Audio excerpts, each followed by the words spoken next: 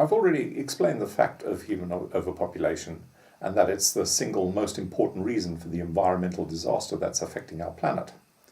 Resolving this problem need not be a difficult or painful process, once the reality of it is clearly understood. The Chinese recognized the dangers over 50 years ago and introduced their one-child policy to deal with it. And China isn't even the most densely populated country on the planet. Far from it. England, for example, has about 389 people per square kilometre, which is more than twice China's 141 people per square kilometre. Today, however, as China's 1% become ever stronger, the government is under increasing pressure to relax their policy on population control. The excuse that's being touted by the flunkies of the 1% is the usual one, that China has a growing elderly population which cannot be supported by the relatively small numbers of young people. Rubbish. The elderly population may indeed be growing, but mostly they need very little support. And the suggestion that China's economy cannot support their own elderly population is complete nonsense. No doubt the real reason for lobbying for relaxation of the one-child policy is that there are fears the numbers of slaves and consumers are dwindling, which will of course severely impact maximum profit margins for the 1%. That would never do.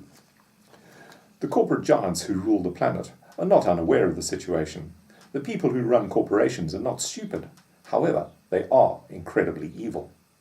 Psychopathic, as writer and law professor Joel Bacon points out. However, it's not beyond the realms of possibility that when human numbers become a particular problem in some part of the world, i.e. adversely affecting profits, the numbers would be managed somehow, either through deliberately manufactured wars and/or intentionally causing disease epidemics. That is not an unrealistic possibility. For over 200 years, corporations have routinely strangled competing economies and/or managed wars which have slaughtered innocents in their hundreds of millions, just in order to increase their profits. So why not start a regional epidemic or two, if it achieves the same ends at less expense? The corporate method of population control is obviously unacceptable, like anything else these monstrous organizations do. Perfectly humane alternatives are more than possible. The Chinese example was pretty good, but not especially humane, as it enforced very restrictive family units. A one-child policy applied globally would obviously reduce the human population pretty quickly, but it needn't be that severe. A two-child policy would be quite sufficient to get the job done, and would do it more humanely. It would enable people to have more of a family life than is possible with the one-child policy, and it would still reduce human population. If every woman on the planet had no more than 2 healthy children, who then grew into healthy adults, the human population would remain about constant. But of course, some women either can't or don't want to have any children at all, or are content to have just one. Sometimes children don't make it into adulthood.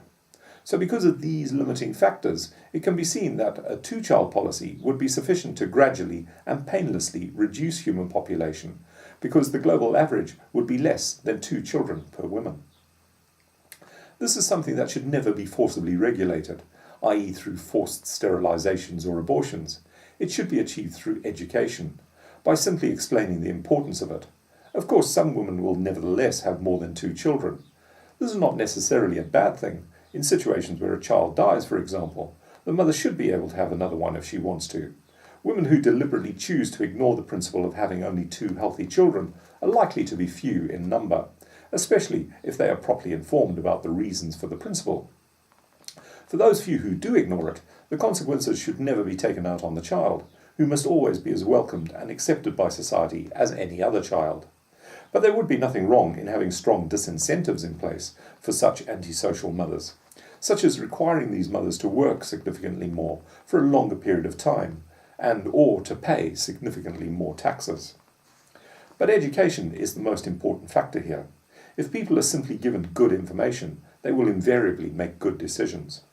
All that's needed is for people to understand this vitally important subject of overpopulation, and they will surely do the right thing.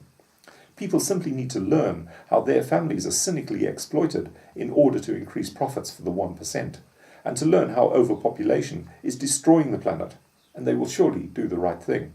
All that's needed is for people to learn that having more than 2 children plays into the hands of the 1%. It's never to the advantage of the 99% and contributes to global Armageddon. Once mothers properly learn that fact, they will surely decide for themselves that 2 children are quite enough. So by way of conclusion now, let me summarize the key points of this talk. The first important lesson that needs to be repeated is the central theme of all of these talks in the School of Kindness project. Our trusted leaders cannot be trusted, not any of them. They do not protect the interests of us, the 99%. They never have, and they never will. They're driven, as they always have been, by the interests of the 1%. Consistent with that core principle, it follows automatically that the economic model that's practiced throughout most of the world is not only deeply flawed, it's downright evil, and is primarily responsible for massive global suffering, poverty, and economic injustice for the 99%, as well as being responsible for most of the environmental vandalism from which our fragile planet is suffering. I've shown that the basic flaws of the 1%'s economic model have been known about and remarked upon for hundreds of years, not only by radical dissidents, but also by pillars of the establishment such as Adam Smith, at least 3 American presidents and 1 French one, and various economics experts such as Steve Keen, and Nobel laureates such as Stiglitz and Sen.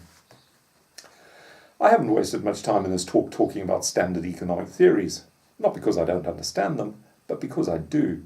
And, like Professor of Economics Steve Keen pointed out, there's not one single empirical fact in the whole of economic literature. The economic sections of bookshops and libraries are stacked to the ceiling with economics books, most of which, as Steve Keen suggested, are probably a waste of time and money. Keen's own excellent book, Debunking Economics, however, which almost obviously includes all of the most common standard economic theories, might not be so easily found on those bookshelves. Keen's almost unknown book does, for the myth of economics, what Tom Paine's equally superb and unknown book, Age of Reason, does for religion.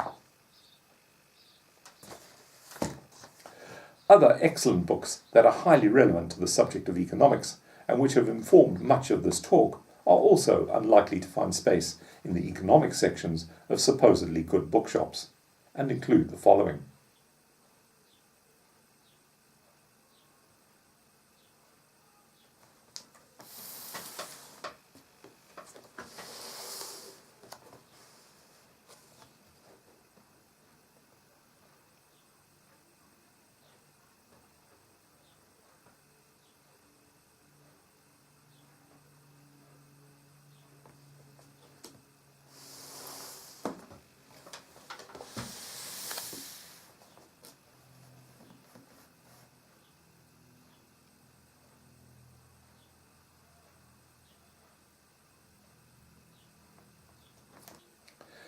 These books and many others are listed in the School of Kindness section of our website, and I advise anyone studying economics to at least consider these fine books, along with whatever your professors are telling you to read.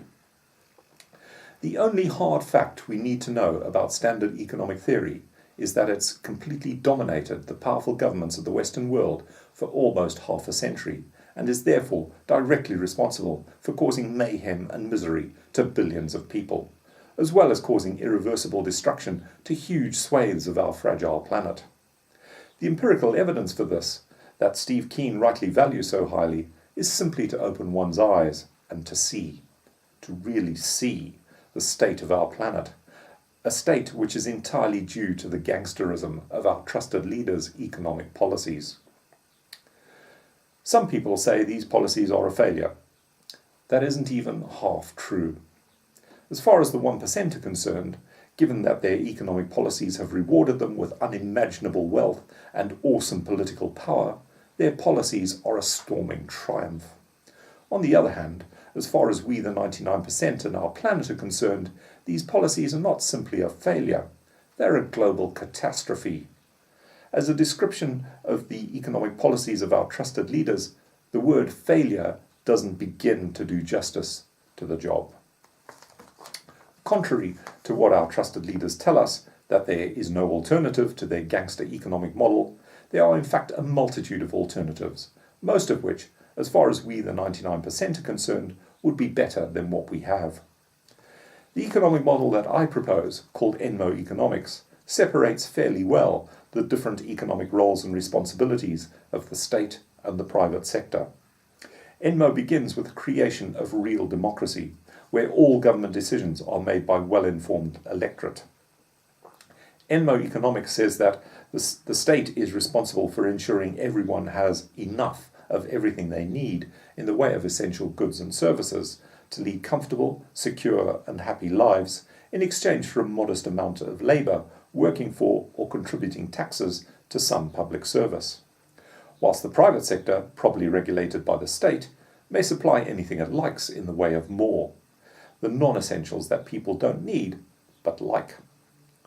The obscene economic model we're forced to endure, which is called capitalism, is exactly the same economic model that common gangsters use. It's just that our trusted leaders use it on a much, much bigger scale than honest gangsters. Capitalism, as it's practiced by our trusted leaders, routinely employs every crime known to mankind: theft, extortion, fraud, blackmail, bribery, environmental vandalism, drug peddling, slave trading, torture, murder, terrorism, war crimes and genocide. No criminal action is deemed too extreme for the ruthless monsters who control and perpetrate this evil system, and they profit very, very handsomely from doing so. As Major General Smedley Butler observed about 100 years ago in his superb book, War is a Racket, I spent 33 years and 4 months in active military service, and during that period I spent most of my time as a high-class muscle man for big business, for Wall Street and the bankers. In short, I was a racketeer, a gangster for capitalism. I helped make Mexico, and especially Tampico, safe for American oil interests in 1914. I helped make Haiti and Cuba a decent place for the National City Bank boys to collect revenues in. I helped in the raping of half a dozen Central American republics for the benefit of Wall Street. I helped purify Nicaragua for the international banking house of Brown Brothers in 1902 to 1912. I brought light to the Dominican Republic for the American sugar interests in 1916. I helped make Honduras right for the American fruit companies in 1903. In China in 1927, I helped to see to it that Standard Oil went on its way unmolested. Looking back on it, I might have given Al Capone a few hints. The best he could do was operate his racket in 3 districts. I operated on 3 continents. The only thing that's significantly changed since Butler's day is that today the generals working for the imperial capitalists now operate on every continent on the planet, not just 3. It's self-evident that this obscene global crime, known as capitalism, must be stopped. There are any number of better alternatives we, the 99%, could use, the best of which, in my opinion, is Enmo.